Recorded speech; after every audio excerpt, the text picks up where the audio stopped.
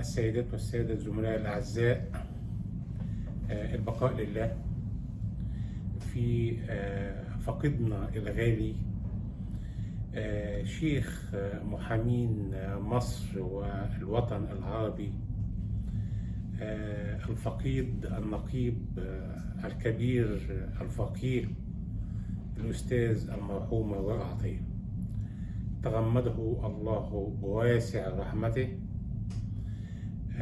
مات في محراب العدالة، سقط مغشيا عليه ولم يحتمل قلبه تلك القلوب القاسية التي قست على قلب فقيه وصل من العمر إلى منتصف الثمانينيات، فنحتسبه عند الله شهيدا، شهيد مهنة المحاماة. تلك المهنة التي لم تخلو مطلقا من عظماء كانت لهم أيادي بيضاء في رفع مكانة هذه المهنة عالية.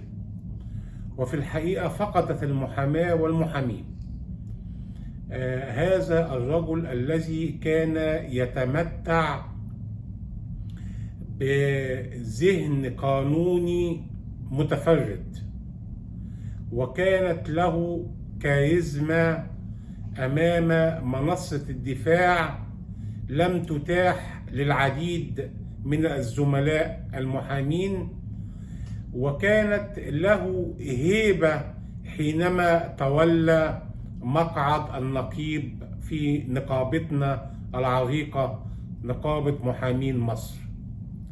وفي الحقيقة كنا نفتخر بأن نقيبنا هو الفقيه القانوني الأستاذ رواء عطية رحمة الله عليه.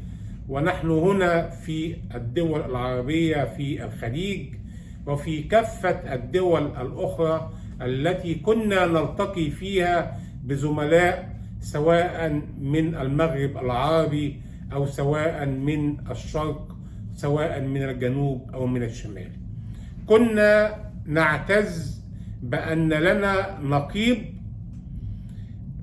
يملأ مقعد النقابة يحترمه الجميع، يعتز بكونه محامي وأن نقيبه من المحامين المشهود لهم بالكفاءة. التقيت به قبل 15 سنة أو يزيد، وكنا في اجتماع معه بخصوص بعض المشاكل التي كانت تعتري النقابة آنذاك، وكنت مع الزميل والصديق العزيز الأستاذ محمد عثمان، وكان حينما يتحدث لم نسمع منه إلا كلمات كلها اعتزاز وكلها فخر بالمحامين ومهنة المحاماة. لم نشهد عليه قط كلمة تخرج عن نطاق الاحترام والود والأدب والترحيب لكل من يلجأ إليه، سواء كان متفقا معه أو مختلف. في الحقيقة لابد أن تعقد ندوات من أجل تأبين هذا الفقيه الجليل، وأن يتعلم شباب المحامين من مؤلفات هذا الرجل، وأن يتعلم شباب المحامين من المرافعات التي كان تدوي بها أصواته في قاعات الجنايات، وكم كان قوي الحجة أمام كافة المنصات التي مثل أمامها للدفاع عن موكلينه.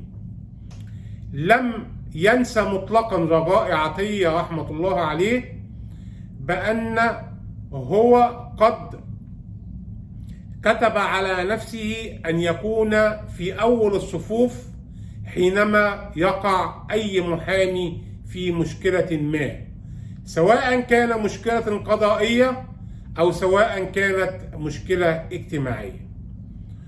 وأراد الله سبحانه وتعالى أن يجل هذا الرجل وأن يكرمه أعظم تكريم حينما فاضت روحه الكريمة وسط أبنائه من المحامين الذين شهدوا على حسن خاتمة هذا الفقيه الجليل ونطقه للشهادة ورؤيته لمقعده من الجنة، حينما قال بصوت واضح سمعه من حوله: أهلا وسهلا بهذا الاستقبال. معقول كل هذا الاستقبال ولم يكن يعلم الذين من حوله بأنه في أنفاسه الأخيرة. رحمة الله على رجاء عطية. وليعلم الشباب من المحامين بأننا بالفعل فقدنا رجل لم نستطيع أن نحصل على مثله بسهولة كانت، ولكن ستظل نقابة المحامين شامخة بالمبادئ التي أرساها هذا الفقيه الجليل.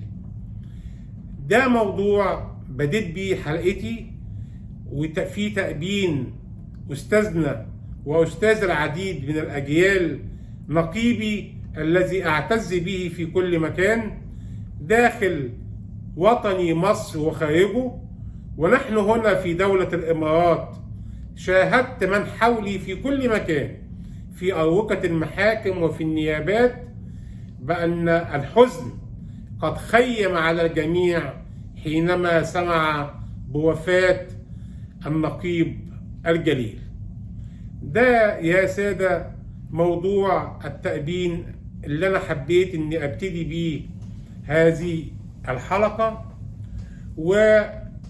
وهكتفي بهذا التأبين مع أني كنت معد لبعض الموضوعات القانونية الهامة اللي بيقوم إعدادي ليها على أساس المراسلات التي تأتي إلي من الموكلين ومن العامة بخصوص الحديث عن موضوعات قانونية محددة.